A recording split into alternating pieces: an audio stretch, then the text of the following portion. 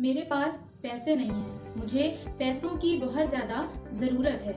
इस तरह की बातें आप लोगों ने बहुत से लोगों से कहते हुए सुना होगा, लेकिन स्पेशली अगर किसी को देखा जाए तो ज़्यादातर ये बातें आज के यूथ कहते हुए नज़र आते हैं कि हमारे पास पैसे नहीं हैं। अगर हम यूथ की कैटेगरी में जाएं और जनरली देखा जाए तो यूथ आज के टाइम पर दो टाइप्स के हैं। मतलब क्या? मतलब ये कि कुछ यूथ ऐसे हैं जो कम्प्लीटली अपने पेरेंट्स के ऊपर डिपेंड हैं, बट कुछ यूथ ऐसे हैं कि जो अपने पेरेंट्स के ऊपर डिपेंड नहीं है। वो लाइफ में आगे बढ़ना चाहते हैं, लेकिन उनके पास पैसों की कमी है। वो कैसे आगे बढ़ें? वो क्वालिफाइड हैं, उनके पास अच्छी क्वालिफिकेशन है, लेकिन उसके बावजूद भी उनको एक अच्छी जॉब नहीं मिल रही है।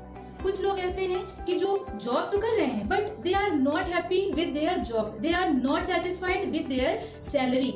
तो ऐसे जितने भी लोग हैं जो सुबह शाम धक्के खा रहे हैं एक अच्छी जॉब अचीव करने के लिए, एक अच्छे सैलरी पैकेज पर, तो उनको अच्छी जॉब प्रोवाइड नहीं हो रही है। तो अगर देखा जाए तो इसका रीजन क्या है? बहुत से लोग ये कहते हुए नजर आते हैं कि इंडिया में जॉब्स नहीं है, इंडिया में जॉब्स की बहुत ज्यादा कमी है। जबकि अगर एनालाइज किया जाए तो जॉब की कमी इंडिया में नहीं है, जॉब भरी पड़ी है। और वो लोग जो कहते हैं कि इंडिया में जॉब नहीं है, वो इसलिए कहते हैं क्योंकि उन्हें खुद ही नॉलेज नहीं होती है कि हमें कहाँ पर जॉब के लिए अप्लाई करना चाहिए। जो लोग ये बात कहते हैं, अगर हम उनसे खुद क्वेश्चन करें कि आप किसी कंपनी के बारे में बताइए, उस कंपनी के अंदर कौन कौन से डिपार्टमेंट होते हैं ये बताइए, कौन कौन सी पोस्ट होती है, कितना सैलरी पैकेज होता है उसका, आप फाइनेंस के बारे में बताइए, बिजनेस डेवलपमेंट के बारे में बताइए, ह्यूमन रिसोर्सेज के अंदर कौन कौन सी पोस्ट आती है, उसके अंदर कौन कौन से डिपार्टमेंट्स होते हैं। अगर ये सब हम उनसे पूछें, बहुत कम ऐसे लोग हैं जो इसकी पूरी डिटेल बता पाएंगे, ज्यादातर लोग नहीं बता पाएंगे।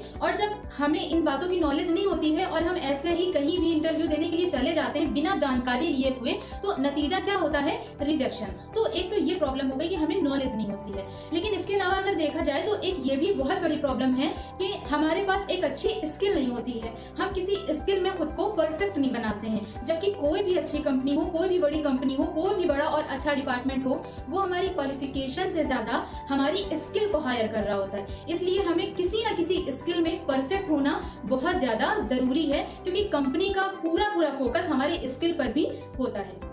ये हो गई स्किल की बात कि हमारे अंदर स्किल नहीं है, इसलिए भी हम एक अच्छी जॉब नहीं पा पाते हैं। सेकंड ये कि मान लीजिए हमारे पास स्किल भी है, अच्छी स्किल हमारे पास है, बट हमारे पास गाइडेंस नहीं है, हमारे पास अप्रोच नहीं है, हमें कोई सही से गाइड करने वाला नहीं है कि हमें कहाँ पर अप्लाई करना चाहिए। हमारे अंदर जो स्किल है, जो टैलेंट है, जो हमारी क्वालिफिकेशन है, उसके हिसाब से हम किस डिपार्टमेंट के लिए फिट बैठ रहे हैं, उसके हिसाब से हमें किस पोस्ट के लिए अप्लाई करना चाहिए। और अगर हम किसी के जरिए जानने की कोशिश भी करते हैं जॉब की, तो बहुत कम ऐसा होता है कि हम किसी एक्सपीरियंस्ड बंदे से पूछें। हम या तो अपने फ्रेंड सर्कल में कह देते हैं कि कोई जॉब होगी तो बताना, या फिर हम कोई एडवर्टीजमेंट देख लेते हैं और वहां पर फिर हम अपनी डिटेल्स और नंबर ड्रॉप कर देते हैं कि शायद यहाँ के थ्रू हमें जॉब मिल जाए। वहां के थ्रू भी उन्हें जॉब नहीं मिलती है।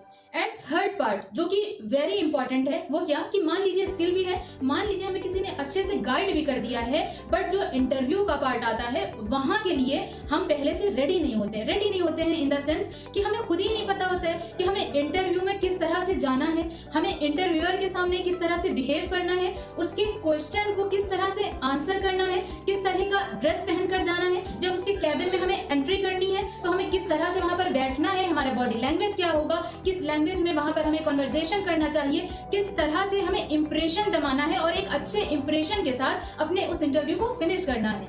इन तमाम चीजों का हमें आइडिया नहीं होता है, तो नतीजा क्या होता है? नतीजा ये होता है कि हम अपने हाथों में सिर्फ एक डिग्री लेकर ऑफिस पहुंच जाते हैं, कभी ये ऑफिस, कभी वो ऑफिस, कभी ये इंटरव्यू, कभी वो इंटरव्यू, और नतीजा फिर ऑब्वियसली रिजेक्शन ही होगा।